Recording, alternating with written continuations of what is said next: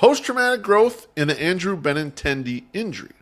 A lot of you know who are big Sox fans. On Thursday in Cactus League play, Andrew Benintendi broke his pinky finger. Yeah, the little tip in the pinky finger. It's a non-displaced fracture, which means it doesn't need a cast to heal. It's just going to take some time. The early reports were outlining 4 to 6 weeks as the timeline, which to me this seemed like basically a non-event.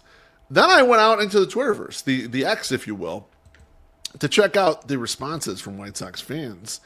And I'll be honest with you, I was a little taken aback, or maybe I shouldn't be, but all the blubbering and crying and the "oh, woe is me" and "not again" type bullshit stuff.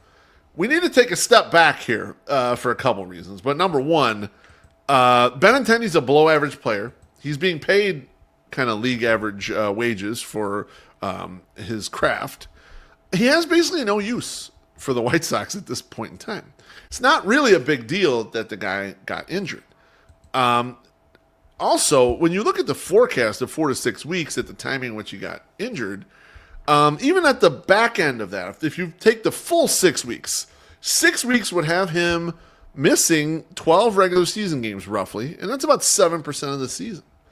This doesn't matter at all. None of this matters. In fact, Treasy wrote an article about who might benefit from Benintendi being out, and the answer really kind of is nobody, because 12 games isn't shit. Yeah, maybe someone will make the team that wasn't going to originally make the team, and maybe they got a little bit of a shot to show something there. But it's such a minor thing, and it shouldn't really bother anyone. Now, I've heard of the term post-traumatic stress disorder, and clearly the whiny, complainy, pussy-ass arm of White Sox Twitter in particular, because that's where I'm seeing a lot of the responses, are kind of hiding behind this. The "oh, woe is me." The White Sox have been through the worst that you could possibly go through. And so now I get to just be like an asshole and complain about everything and cry all the time.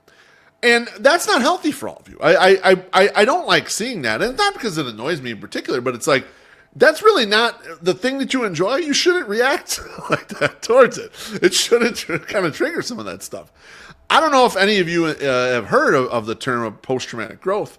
That's kind of the inverse. You know, you have some trauma, but the trauma makes you more resilient. It helps you balance. You become more thoughtful, more emotionally healthy.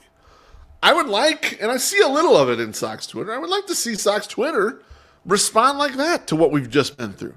Look, now you realize you don't go ahead and believe all the prospects will hit right away, right? That's a healthy, natural thing to do. But crying over every single injury, even one as meaningless as Andrew Benintendi's, I don't need to make light of it. I mean, I have nothing personal against Andrew Benintendi. He's just not an important cog on this team, all right? He's going to go out there and he'll play however many games he plays, and he'll be running out the clock on his salary. He's a vestige of the Rick Hahn era. He's not in the future plans. And even if he plays really well, you can't really trade him for much of anything. So even from that standpoint, he's still a nothing. He's just biding time. So what I'd like to see, and maybe I'm the silent majority on this, is I would like to see us just trudge on. Not worry about this shit. Let some shit roll off our backs. And that's where that comes in, the post-traumatic growth. I'd like to see post-traumatic growth from White Sox fans. We've been through trauma. That's fine. We've got to start dealing with it in a healthier fashion. Like we used to deal with it with humor, but unfortunately, some of that humor has evaporated, and now it's just whiny crybabyism. And trust me, I'm not name calling. I am a recovering crybaby. I used to be a big crybaby. Okay, so I know what I speak of, and the recovery is hard, but I think I can manage to get you guys through it. Okay, so bottom line, the Benintendi injury is meaningless.